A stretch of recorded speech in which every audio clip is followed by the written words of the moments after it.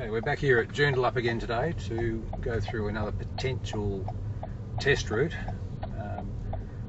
giving you exposure to some of the places that the Joondalup assessors might take you and approximate time frames for the driving test. Stopping at this stop sign, making sure it's clear, and away we go.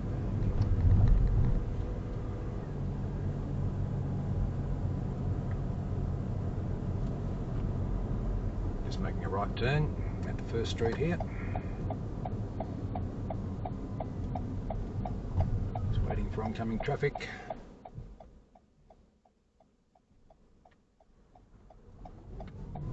And heading on down this street. Just making sure we're clear of this parked vehicle. And as you can see, there's a one-way sign at the end of the street, so clearly there is only one way to go. All of this is road, the bitumen, the concrete and the brick paving, so we take the corner on this sort of path. It's a give-way line so we can roll through if we have a clear road to our right. Just clipping across this bike lane for a normal path around the corner. And then we'll be turning left at this first street. Just to check at the mirror, indicator on, slowing down. Maybe just clipping this line on the way around just to keep close to the curb. Defaulting to the left lane. There's a speed sign there, 60 k's. It's very unusual for this area for a 60k speed sign, so don't worry too much about sticking to 60. The majority of this area is 50, and it's unlikely that you'll be needing to get much beyond 50 in this limited distance of this street. Indicating off the roundabout, just clipping this line on the way around. So yes, it is 60 along here, but if we turn off onto another street, it's most likely going to be 50 and into the slip road to turn left. Just giving way to any pedestrians who are trying to cross this slip road between the island and the footpath, or between the footpath and the island. And onto this part of Grand Boulevard, which is one lane in each direction. Most of Grand Boulevard is 2 lanes in each direction. This part is only 1 lane. Making sure you don't block this intersection. Sometimes the traffic is banked back a fair way from the traffic light, so make sure you can get through. On your left here there's a bus stop. Buses often come out of that bus stop and try and rejoin the traffic. You must give way to buses when they have their indicator on and they're trying to move back onto the road. Over the years we've had a couple of candidates fail for not giving way to buses on this stretch of road.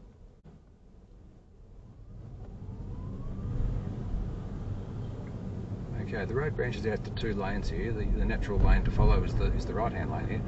We are going to turn right at the first set of traffic lights that we come to. So, having been given that instruction, we'll stay in this right-hand lane for now.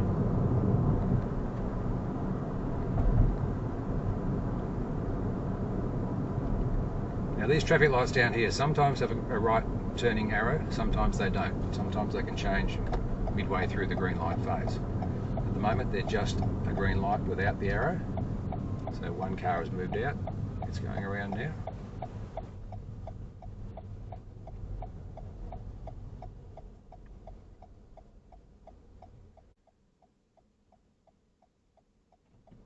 Okay, green light, green arrow, perfectly safe to go around. The vehicles on the other side are facing a red light.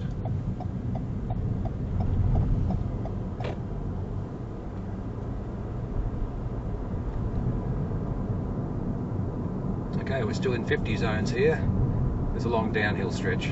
Just got to be careful you don't speed down the hill.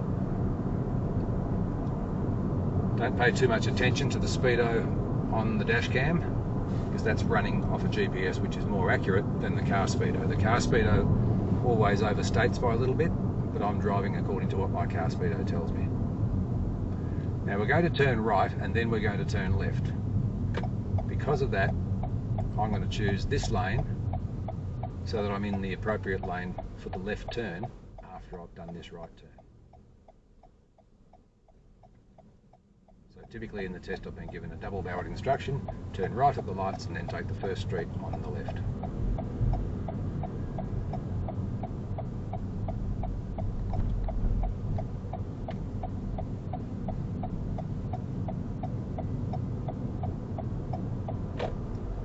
Okay, coming down towards the traffic lights.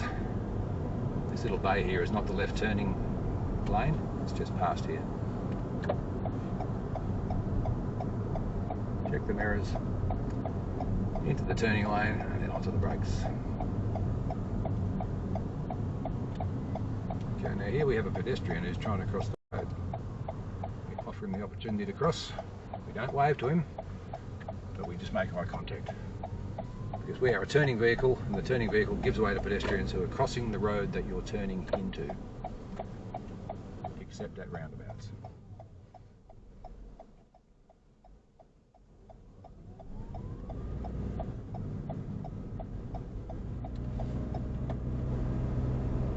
Okay, this is the Joondalup industrial area, so sometimes assessors come here. And we're going to make a right turn just before this park here on the right. It's quite a wide road, you've got to make an accurate estimation of where the centre of the road is so that you can stop in an appropriate position, waiting for the approaching traffic to go past. Okay, now we're on this street. The assessor may ask you to pull over and park the car. Now what you need to take note of is that there's a yellow no stopping line along this road, but the yellow line stops here, so we can park anywhere along here now, up against the curb. Actually, there's a faded line there. Okay, so check our mirrors, indicate, check our blind spot, move out, cancel the indicator, and down here there is definitely no yellow line.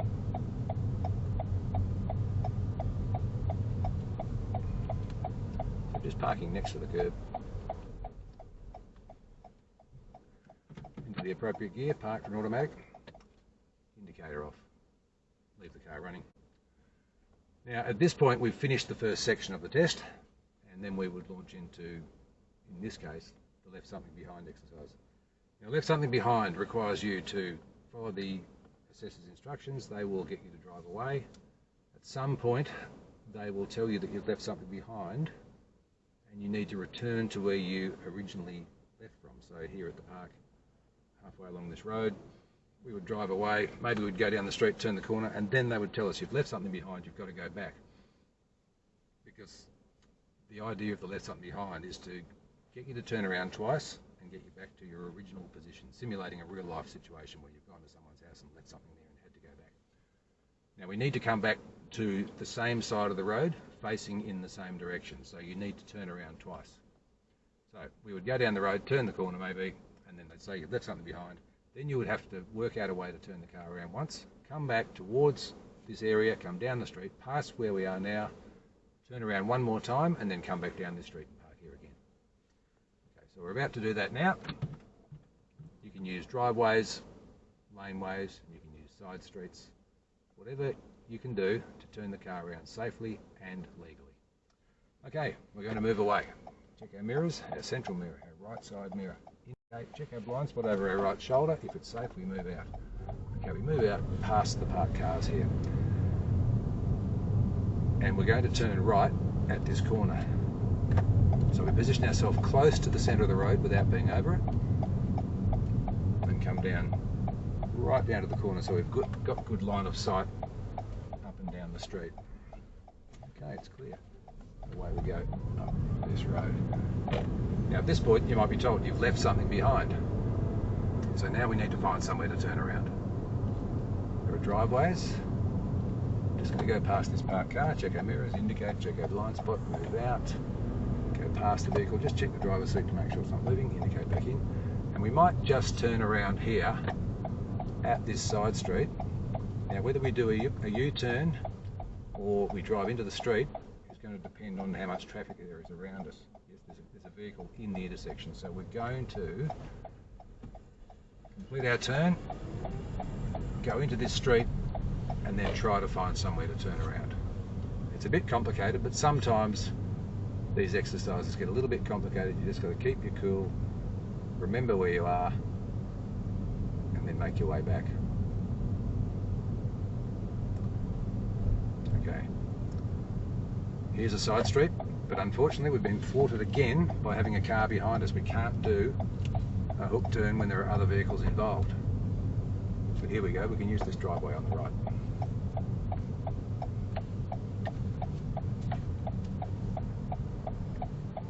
pull into the driveway, a good look around, reverse back onto the street,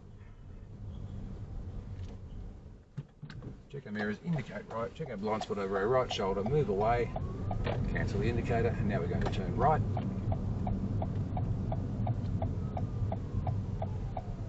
It's not normally this complicated, but in heavy traffic it is a little bit difficult sometimes to complete U-turns. Okay, getting back onto the main road down here. Now just going past these parked cars, we always allow 1.5 meters so that we're not going to hit a car with a door that's being flung open. Okay, coming down, checking that it's safe, re-entering the road, and then we're going to turn left to get back into our original street. We could have made this a lot simpler by just picking the first driveway we found and turning around in that, but it is a busy road, so it's horses for courses. It just depends on the traffic that you encounter at the time. Sometimes the time of day that you do your test. Just moving back over. Now, we were parked around here somewhere. Anywhere along here we can turn around. So I would suggest we just go past this driveway, pull up and stop. Reverse, have a good look around, reversing into the driveway, getting ourselves nice and straight, picking the right gear, indicating, looking up and down the street, back onto the road, and then back over to where we originally parked.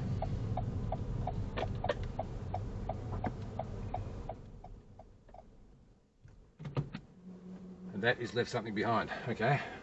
It was a little bit complicated, but as I said, you could have probably made it easier. Once you were told that you've left something behind, you could have taken the very first safe legal option and used a driveway. That way you would have remained on that main road. But sometimes the first option is not the best option. It's just a balancing act as to whether you take a really early option that's not so good, or you wait a little while and try and pick a better one. It didn't turn out too well for us in the long run because we had a truck turning left that took a long time to turn. We had another vehicle occupying the intersection. Then when we went to do a left hook turn, we had another vehicle coming into the intersection. So it's sometimes you're thwarted by the other traffic.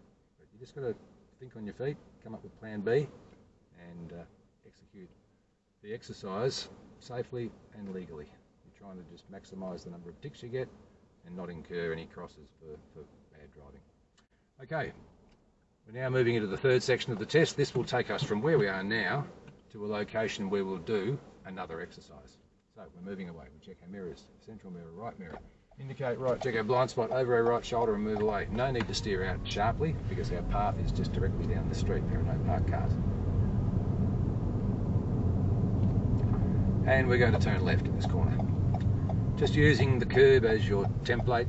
You just follow that curb about 1 metre away. You can't go wrong. Onto this street. Okay, we're going to turn left at the first street. Check our central mirror, left mirror, onto the brakes, and around the corner, taking into account the parked cars. Okay, 1.5 metres from the parked cars. We've got a car coming towards us. Fortunately, they're waiting. As we go past the very last car we move across, we just check the driver of that parked car to make sure he's not on the move. Coming down here, we're going to slow down, so we check our central mirror. Indicate right, slow down, so that we can have a good look on our approach. Plenty of traffic coming from the right. The vehicle is indicating left. We're just waiting for confirmation that they really are turning because they were coming down at quite a speed. So if a car's got its left indicator on, don't necessarily trust it to be turning left. Now we're going to turn left and then turn right. So here's the left turn. We'll go straight to the right-hand lane. Now we're going to turn right. You might not have known that this was the layout of the road, so you might have typically turned into left lane, but if you know the area well, you can flow straight to the appropriate lane as you turn the corner. Okay, we check left as we get to the middle, before we get to the middle, and as we get to the middle. We flow straight to the default lane, which is the left lane. We don't know when we're going to be turning next. So from our point of view, we're just driving straight along this road indefinitely until we're told that we'll be turning. Just check our mirror, touch the brakes gently, and just keeping up with the traffic flow.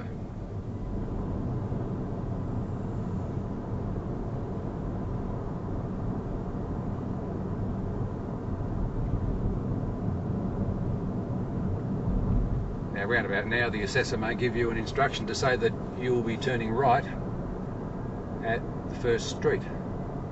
They may just wait till you get past this bit so there's no confusion. But yes, the very next street to the right, we're going to turn right. First set of traffic lights, in fact. So we check our mirrors, we indicate, we check our blind spot over our right shoulder. And looking for a set of traffic lights. Here we go. Indicator on, just follow the curb into that turning lane. There's no need to check your blind spot there because you've followed the curb closely. No vehicle could squeeze through that gap. It's a bit different to a left lane where you've potentially got a bike lane there. The right hand lane, it's always no bike lane, just curb.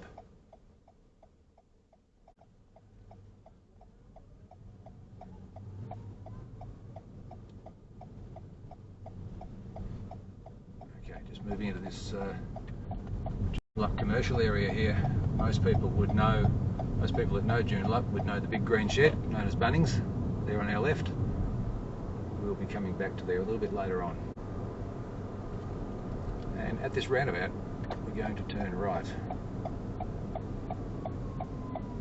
Just checking for traffic entering from our right. There's nobody coming, so we just flow on through, past the first exit, past the second exit. We're taking the third, so we indicate left. Cancel the indicator. And now we might be told to find somewhere to park the car. We look for a straight section of road. Just here looks nice. Far enough away from any intersections. Well past the fire hydrant marker that was on the road. And it's a straight section of road so people can see us as they're coming and they can overtake safely. So we would be here because we're doing the stopping for shopping exercise.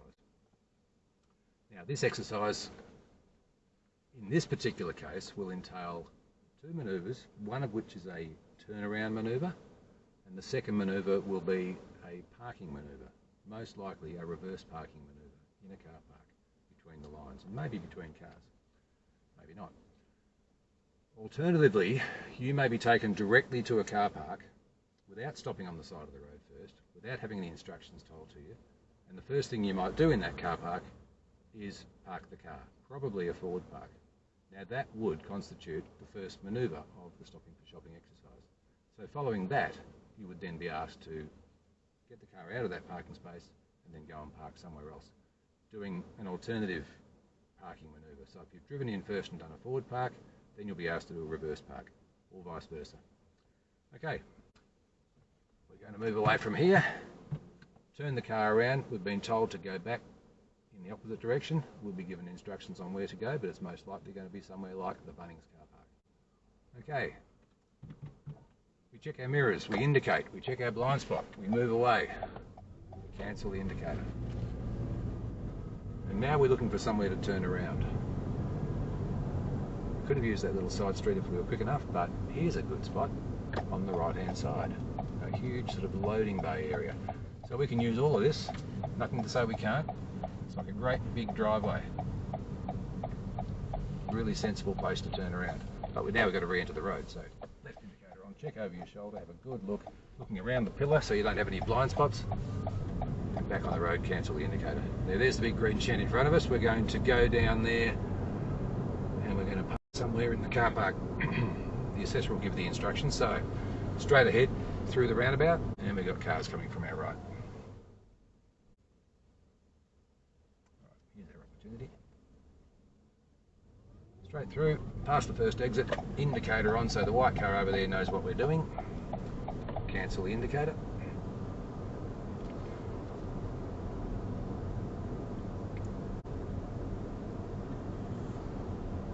And we're going to be asked to turn left at the first entrance, which is where these cars are going in right now. Just being careful you don't run your back wheel up the curb on the way in.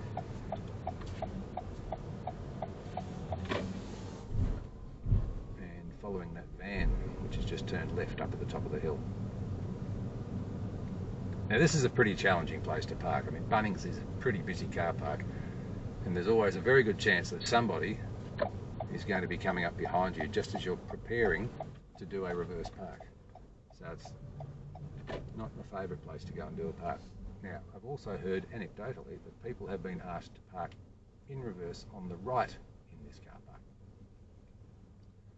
So, if you're going to do a reverse park on the right, how do you shake off the car that's behind you? Well, you come up and you indicate left. You stop in the correct position, and having your indicator on gives the car behind you the option to overtake.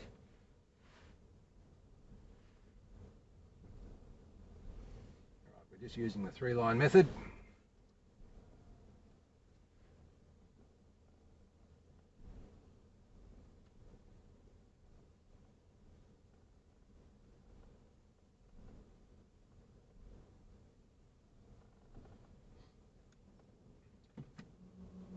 And into the bay. Now if you're not happy with your parking, you can always do some adjusting. So let's just simulate doing the adjusting. We don't just start driving forwards. We can't see very well, so we creep forwards and we lean forwards in the driver's seat, and we just make that little adjustment. We don't know where that car's going. No, he's turning away the other way.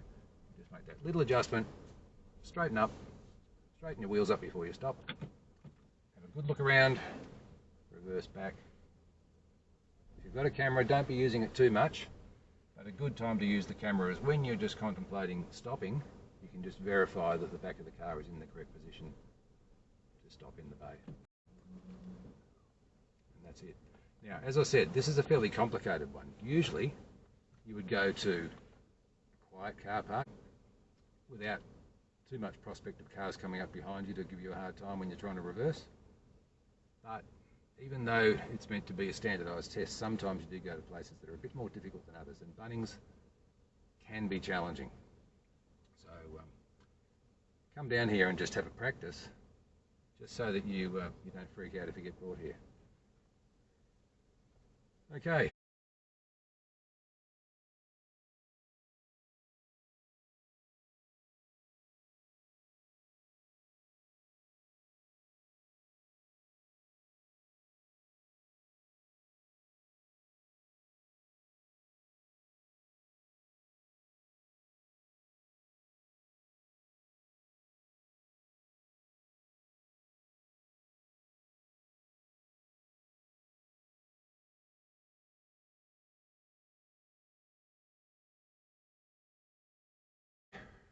Then we're going to leave this car park, because this is the end of section 4, and we're going to head on back to the licensing centre.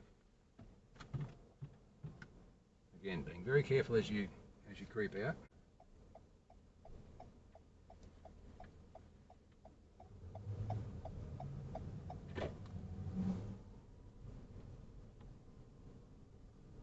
Now, Bunnings also has crosswalks. You've got to be very careful with the crosswalks, because some of those crosswalks are very close to some of the heavily populated shops, such as the coffee shops. And quite a few of those patrons at the coffee shops drive large SUVs, and they park them right next to the crosswalk. So when you're approaching a crosswalk, you can't actually see the pedestrians until you're right there. And in past years, we've had people fail in Bunnings because they come up to the crosswalk just a little bit too quick, and then a pedestrian steps out from behind some massive assault vehicle that's been driven down to the coffee shop. Okay, now we're heading back to the licensing centre.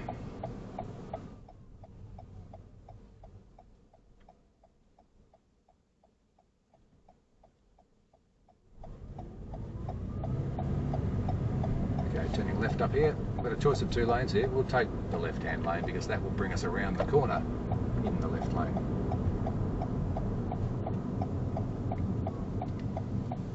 If we were told that we were turning left and then turning right, then we'd select the right-hand lane. Now in this case, we're the first vehicle at the traffic lights. There is a possibility that somebody could come through late on the red light from the other street. So just as we drive out to here, we do a shoulder check to make sure that no one's flying through that intersection. That's something that you always need to do if you're the first vehicle in line at traffic lights. It's assessed in the test that if you don't do the right and left check as you drive through the traffic light as the first vehicle after the light has turned green, then you would lose a mark on your test. Now my suggestion to you, since you're going to be driving a car for many, many decades, is that you always check right and left as you approach a traffic light intersection, because you never know who's coming through on the other street. It could be somebody being chased by police, it could be somebody having a medical episode, you just don't know, and it does happen. So for your own safety, be proactive, and when you drive through traffic lights, always check right and left. It doesn't have to be a long check, just a glance, just to make sure that the path is clear.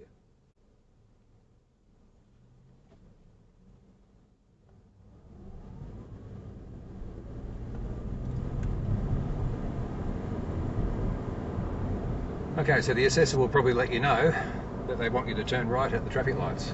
There's a little bit of a gap. We need to let this car that's just behind us know that we intend to change lanes. So we put our indicator on, they drop back. We look over our shoulder and we move across.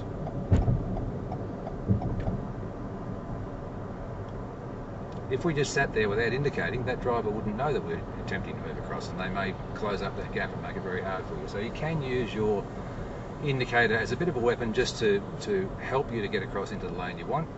It's as a last resort, because normally you just wait for a gap and then move across, but if it's important for you to get a gap to move across to be able to turn, you can just let the other drivers know that you intend to move across. They may or may not let you in.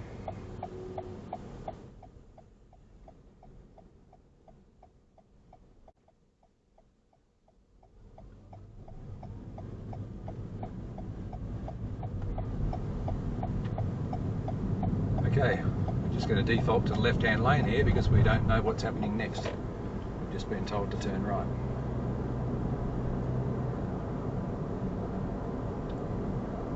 Here's a change of speed limit. So the limit must have been something other than 50. Well, in fact it was 70, but you would not have known that when you turned the corner. So it's now 50.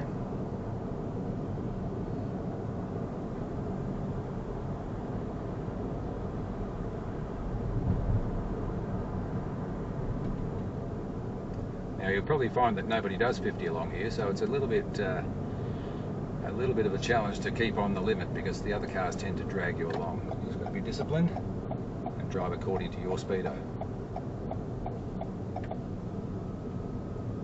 Now the reason I've moved across to the right hand lane is hypothetically I've just been given an instruction telling me that I'm going to be turning right at this next set of traffic lights.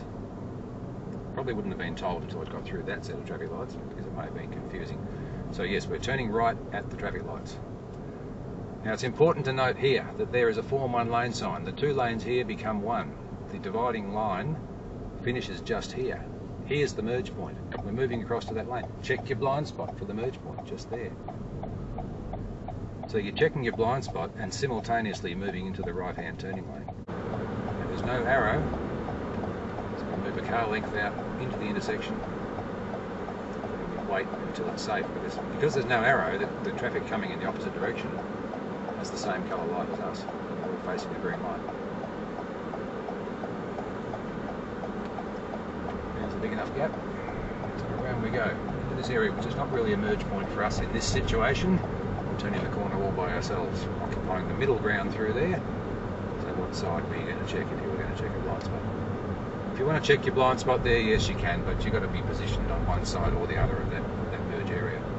Okay, coming up here we're going to turn right at this intersection. It's clear at the moment, so it's a pretty easy turn.